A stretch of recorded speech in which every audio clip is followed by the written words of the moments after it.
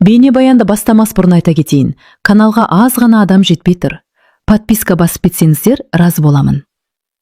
Бұл ешкімге айтылмаған сыр. Толық әңгімесін видеодан тыңдаңыз. Айгүл 15-ші рет босанатын бөлмеге кіргенде ешкім таңғалмады.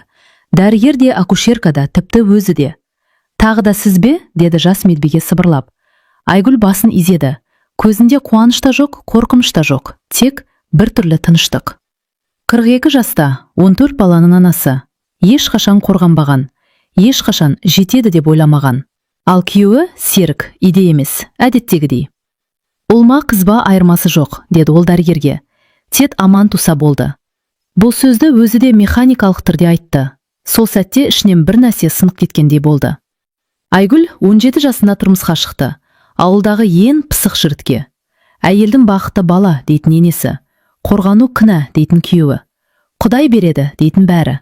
Ал Айгүл үндемеді. Бірінші бала, екінші, үшінші, төртіншісінде Серік ішіп келіп. Тағы да қыз болса, өзім біл, деді. Қыз болды. Айгүл үндемеді. Бесіншіде күйеуі басқа әйелге кетіп, бір жылдан соң қайта оралды. Айгүл тағы үндемеді. Алтыншы балада оның тістері түсе бастады. Жетіншіде шашы ағарды. Сегізіншісінде дәрігер. Сіздің ағзаңыз шашады, деді. Айгүл сол кезде бірінші рет. Ал мен ше, деп сұрағысы келді. Бірақ сұрамады. Толғақ басталды, деді акушерка. Айгүл көзін жұмды. Осы сәтте бір ой ғана келді. Мен бұл баланы көтеріп жүріп, бір ретте мен не қалаймын деп сұрамаппын ғой. Айқай, қан, тер. Тағы бір рет, деді дәрігер. Айгүл бар күшін жинады. Сол сәтте есіне ең үлкен ұлы Нұрсұлтан түсті. 18-де, иден кеткен. Анашым, мен қайтып келмеймін деген. Есіне 12-ші қызы түсті. Мектепке бармай қалған. Өйткені иде бала қарау керек. Есіне өзі түсті. Жас кезіндегі арманы медбике болу. Туды, деді біреу. Бала жылады. Бірақ Айгүл жыламады. Қыз, деді дәрігер. Айгүл көзін ашты. Сол сәтте ол бәрін түсінді. Бұл бала соңғысы. Тек денесі емес, жаны да бұдан әрі көтер алмайтынын түсінді. Маған баланы беріңізші, деді ол жай ғана. Қолына кішкентай қызды алған сәтте Айгүлдің жүрегі шым ете қалды. Сен үшін мен басқаша өмір сүремін. Сол кезде есіктің сыртында Серіктің дауысы естілді. Тағы туды ма? Айгүл алғаш рет оның дауысын естіп, ештеңе сезбеді. Тек бір шешім бар еді. Бұл бала тағдырды қайталамауы керек. Айгүл перзентханадан шыққанда қолында 15-ші баласы, кішкентай Айсәуле ғана емес, ішінде бұрын болмаған бір қатал шешім бар еді. Серіктің қолында гүл де жоқ, көңіл де жоқ. Тағы да қыз ба, деді ол суық қана. Бітпейді екенсің. Айгүл үндемеді, бірақ бұрынғыдай төмен қарамады. Ескі үй, қабырғасы жарылған. Еденде балалардың аяқ киімі шашылып жатыр. Иде 14 бала. Бірі жылайды, бірі күледі, бірі ұрсады. Ана, жейтін ештеңе жоқ, деді 11-ші ұлы. Айгүл сөмкесін қойды. Айсәулені бесікке бөлеп жатып, қолы дірілдеді. Бүгін бәрін тыңдайсыңдар, деді ол. Балалар алғаш рет аналарының дауысын басқаша естіді. Мен ауырып жүрмін. Мен шаршадым. Мен де адаммын. Үй ішін үнсіздік басты. Ертеңнен бастап мектепке бармай қалғандар қайта барады, деді Айгүл. Үлкендер үй шаруасын бөліп істейді. Ал кішілер менің арқамдағаны өмір сүрмейді. Серіктің қабағы түйілді. Сен не айтып тұрсың? Әйелдің міндеті бала табу мен қарау. Айгүл оған тік қарады. Мен міндет емес, адаммын, деді. Бұл сөз үйдің ішін жарғандай болды. Кешке қарай есік ашылды, енесі Зүбайда апа. Ел не дейді, Айгүл, деді ол кіре сала. 15 бала туып, әлі де еркелеп отырсың ба? Айгүл баяу орнынан тұрды. Ел мені асырамай жатыр, деді ол. Ел түнде менің орныма ауырмайды. Ел балаларымды аш қалдырмайды. Зүбайда апа сәл тосылды. Қорғану күнә, деді ол баяу. Айгүл бірінші рет. Ал менің өмірімше, деп сұрады. Енесі жауап таба алмады. Түнде Айгүл ұйықтай алмады. Айсәуле тыныш қана демалып жатыр. Сол сәтте үлкен қызы Мадина келді. Анашым, деді ол сыбырлап. Мен енді бала қарағым келмейді. Мен оқығым келеді. Айгүлдің көзіне жас келді. Мен сендерге қарыздармын, деді ол. Бірақ мен бәрін түзетемін. Мадина жылады. Бұл бақыттан туған жас еді. Ертеңінде Серік жұмысқа бармады. Ол дастархан басында отырды да: «Мен саған бір шарт қоямын», деді. «Тағы бір бала туса, жақсы. Тумаса, өзім біл». Айгүл баласын қолына алды. «Жоқ», деді ол жай ғана. Серіктің көзі бақырайды. «Не жоқ?» «Мен енді бала таппаймын. Мен қорғанамын. Мен дәрігерге барамын». Үй ішіне дауыл кіргендей болды. «Сен мені тыңдамайсың ба?» деп айқайлады Серік. Айгүл алғаш рет қорқпады. «Мен өзімді тыңдаймын», деді. Сол сәтте ол білді. Бұл сөздерден кейін артқа жол жоқ. Сол түні Серік үйден шығып кетті, қайтып оралмады. Айгүл балалармен қалды. Қорқыныш бар еді, бірақ үміт те бар еді. Айсәуле бесікте қозғалды. Айгүл оған қарап: «Сен менің соңғы үнімсің», деді. «Мен сен үшін күресемін». Ал терезенің сыртында ауыл іші гуілдеп тұрды. Ел сөз айтып жатыр, айыптап жатыр. Бірақ Айгүлдің ішінде алғаш рет тыныштық пайда болды. Серіктің үйге оралмағанына 3 күн болды. 3 күн Айгүл үшін 3 жылдай өтті. Балалар үнсіз. Ең кішілері ананың көзіне қарап жүр. Үлкендері бірдеңені сезіп тұр. Таңертең Айгүл бас айналып есіктен сүйеніп қалды. Кеудесі қысып, тынысы тарылды. «Ана!» деп айқайлады Мадина. Айгүл еденге отырып қалды. Аудандық аурухананың дәлізі суық еді. Дәрігер ұзақ қарап отырды да: «Сіз көп босанғансыз», деді. «Ағзаңыз қатты әлсіреген». Айгүл үндемеді. «Егер тағы көтерсеңіз», дәрігер тоқтады, «кірі қамауымыз мүмкін». Сол сөз Айгүлдің ішін тілгілеп өтті. «Демек, мен дұрыс шешім қабылдадым», деді ол жай ғана. Дәрігер басын изеді. «Бірақ сізге қазірде күтім керек.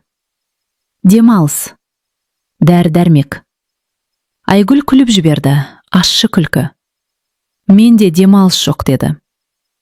Үйге қайтып келе жатқанда көрші әйел тоқтатты. «Айгүл, сен білесің бе?» деді ол күмілжіп. «Серік қалада бір әйелмен тұрып жатыр». Айгүл тоқтап қалды. «Жас. Бір баласы бар. Сенің балаларында артық жүк дейді екен». Айгүл сол сәтте жыламады, керісінше ішіндегі ауыр тас түскендей болды. «Демек, бәрі түсінікті», деді ол. Кешке қарай есік қағылды. Есікте Нұрсұлтан, 3 жыл бұрын кеткен ұлы. «Ана», деді ол. Айгүл сөз айта алмады, тек құшақтады. «Әкең» деп бастады Нұрсұлтан. «Мен бәрін білемін». Айгүл көзін төмен салды. «Мен кетіп қалғаныма өкінем», деді ол.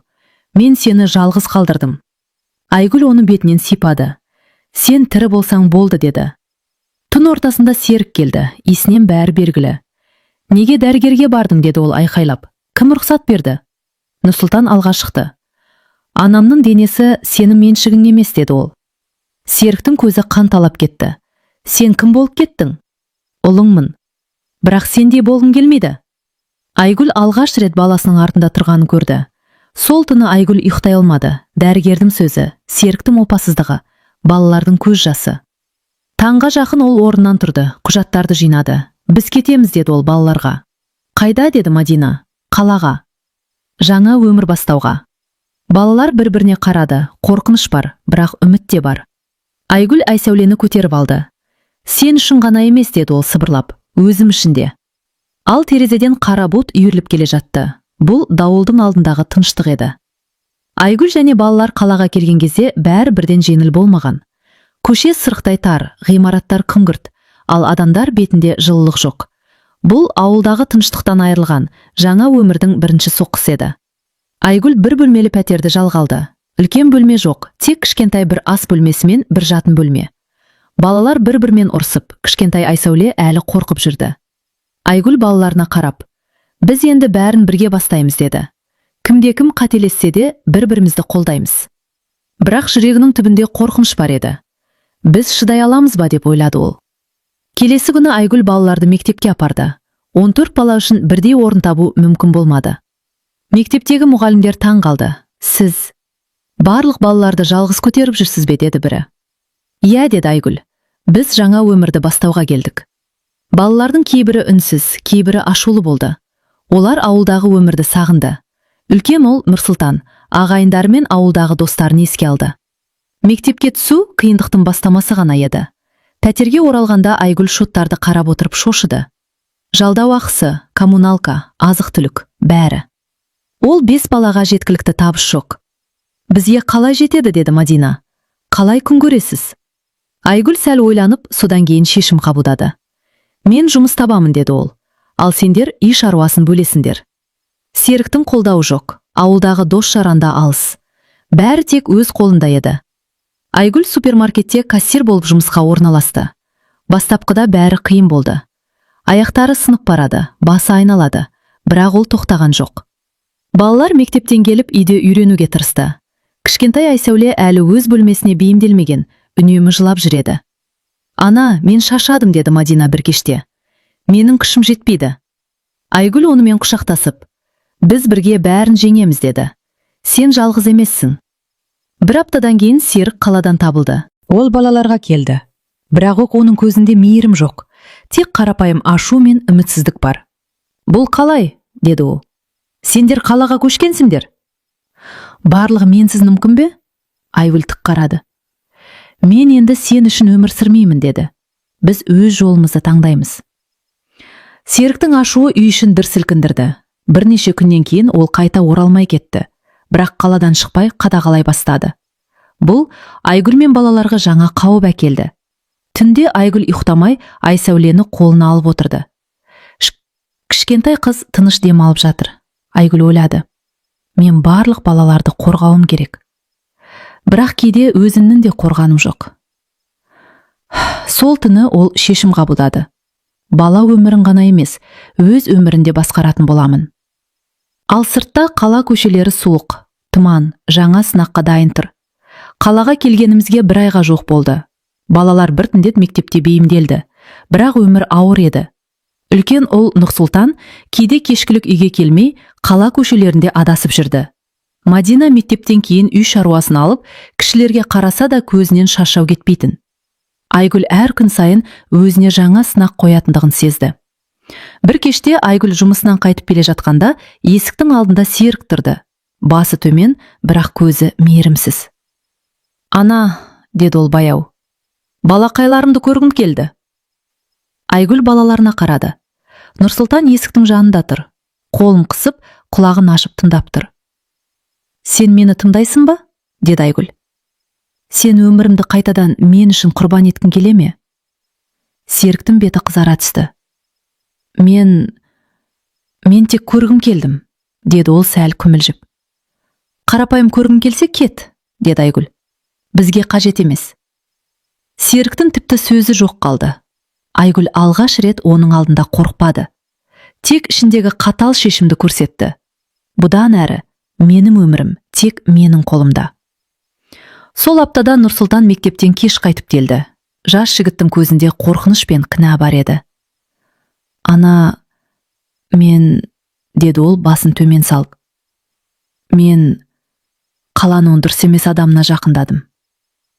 Ақша үшін мен біреуге сеніп бәрін бұздым. Айгүл жүрегі ауырды. Сен қандай қателік жасадым, ұлым? Деді ол жұмсақ, бірақ қатал.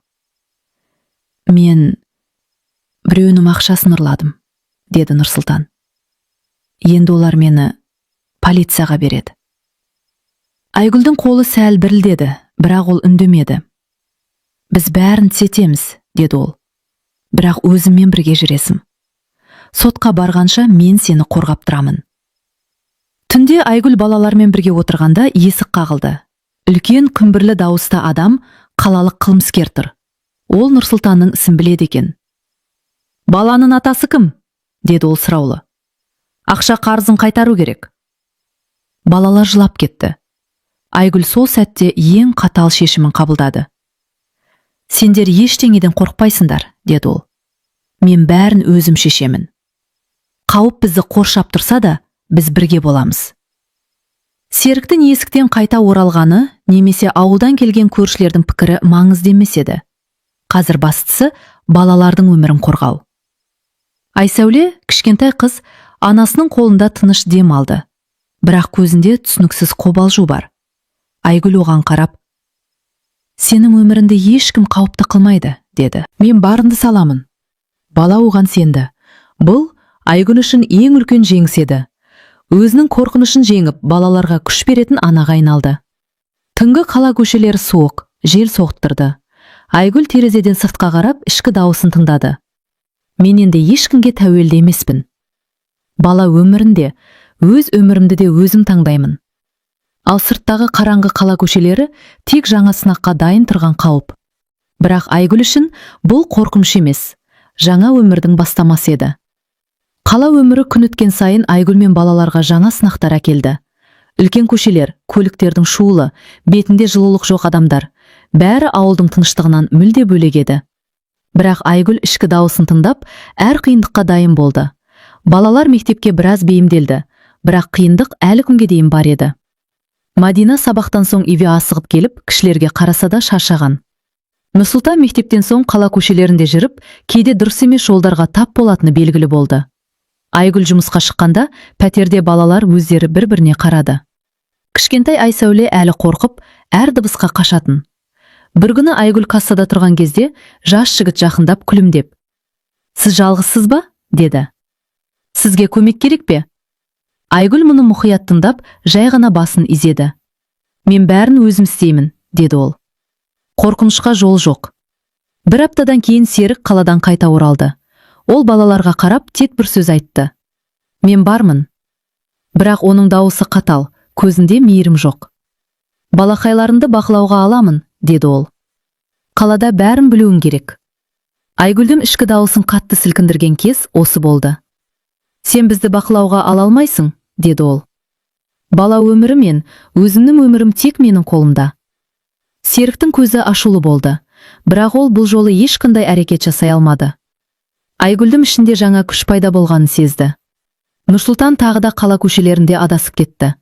Ол бір қауіпті топқа жақындап қалғанын айтады. Бұл Айгүл үшін ең үлкен соққы болды. «Ана, мен қатеге жол бердім», деп сыбырлады ол кешкілік. «Олар мені қалдыруға дайын емес. Бізге көмектесесіз бе?» Айгүлдің жүрегі ауырды. Бірақ ол өз қорқынышын жасырып, ұлына қарап, «Біз бәрін бірге түзетеміз», деді. «Бірақ сен менімен боласың. Жоқ болсаң, біз бәріміз қателесеміз». Нұрсұлтан оның сөздеріне сеніп, басын изеді. Бір түнде есік қағылды. Бұл жолы қалалық қылмыскер ғана емес, бірнеше адам есіктен кірді.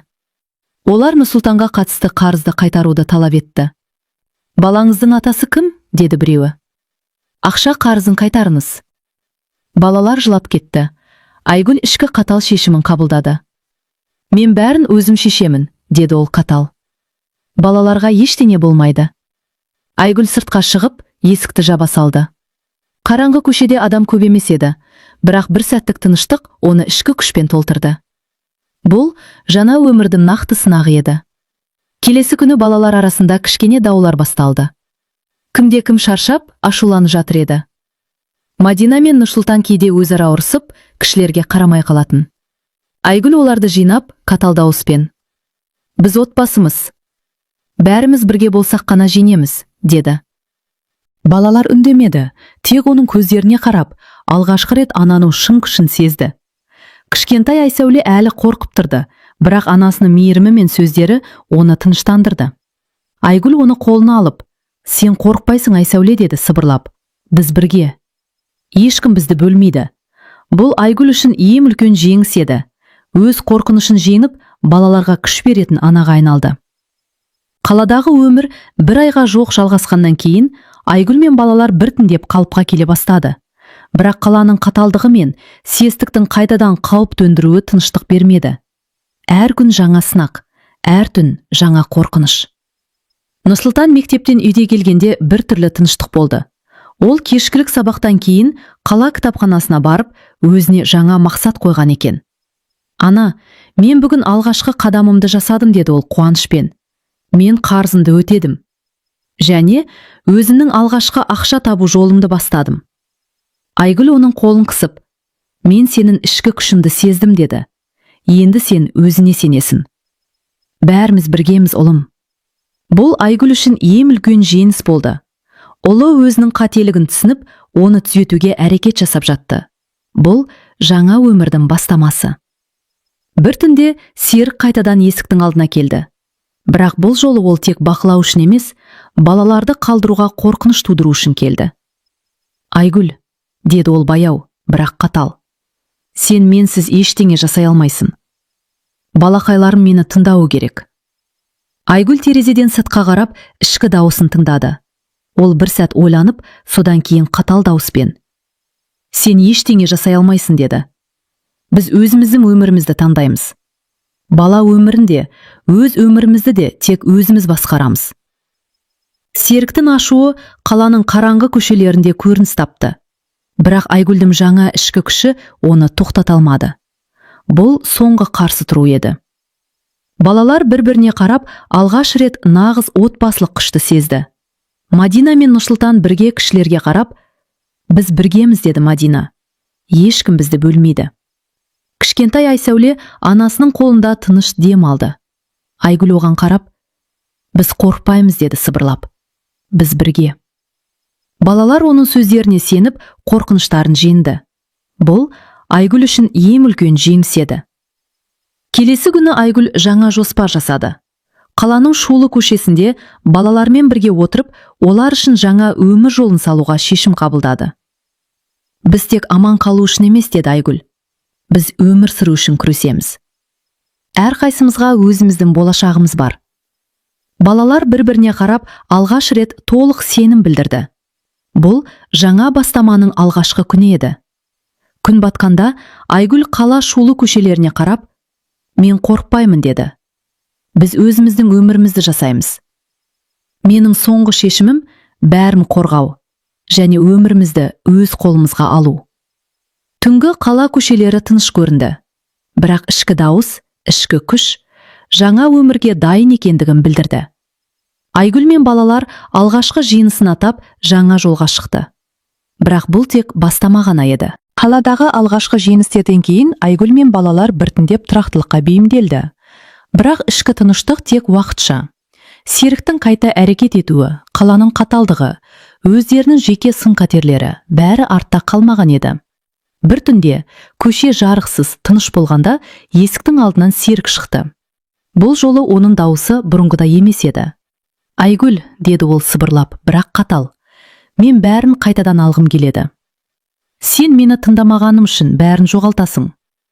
Айгүл терезеден сыртқа қарап, ішкі дауысын тыңдады. Қанша қорқыныш болса да, бұл жолы ол ешқашан шағылыспайды деп шешкен еді. Серіктің алдында тұрған кезде ол бұрынғыдан да қатал болды. Сен бізді ешқашан бөлмейсің, деді ол мейірім мен қаталдық аралас дауысымен. Бұл бала өмірі мен біздің болашағымыз. Сен тек өткеннің көлеңкесісің, ал біз жаңа өмірге жол іздейміз. Серіктің беті қызара түсті. Бірақ бұл жолы ол ешқандай әрекет жасай алмады. Айгүлдің ішкі күші, қорқынышын жеңген батылдығы оны тоқтатты. Балалар бір-біріне қарап, алғаш рет нағыз бірлікті сезді. Мадина мен Нұрсұлтан бірге кішілерге қарап: Біз біргеміз, деді Мадина.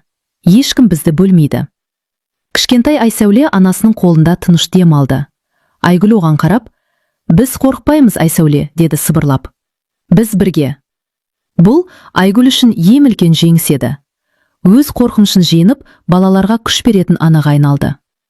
Күн батқанда Айгүл қала көшелеріне қарап: Мен қорықпаймын, деді. Біз өзіміздің өмірімізді жасаймыз. Менің соңғы шешімім бәрін қорғау және жаңа өмірге шығу. Айгүл ішкі дауысын тыңдап, бар күшін жинады. Серіктің соңғы әрекетіне қарсы тұрып, қалада жаңа өмір бастаған сәт оның толық трансформациясы еді. Таңғы шуақ кіргенде Айгүл балаларына қарап: Бүгіннен бастап біз тек аман қалу үшін емес, өзіміз үшін өмір сүреміз, деді. Біз өзіміздің тағдырымызды таңдаймыз. Балалар бір-біріне қарап, толық сенім білді. Бұл олардың жаңа өмірінің алғашқы күні еді. Қала көшелері әлі де суық, бірақ Айгүл үшін бұл енді қорқыныш емес. Бұл сынақ, өсу, жеңіс. 15 бала туып, қанша қиындық көрсе де, Айгүл ішкі күшін тауып, өз өмірін өз қолына алды. Балалар анасының күшінен үлгі алып, жаңа өмірге дайын болды. Айгүл қолындағы кішкентай Айсәулеге қарап: Сен соңғы үнім, деді. Ал мен үшін бұл жаңа бастама. Біз бәрін жеңеміз, бәріміз бірге боламыз. Сол сәтте ол білді, өмір тек қорқынышпен емес, батылдықпен және сүйіспеншілікпен өрбиді. Қаладағы терезеден қараған кезде күн батып бара жатқанын көрді. Ал ішкі тыныштық бұл жаңа өмірдің алғашқы тынысы еді.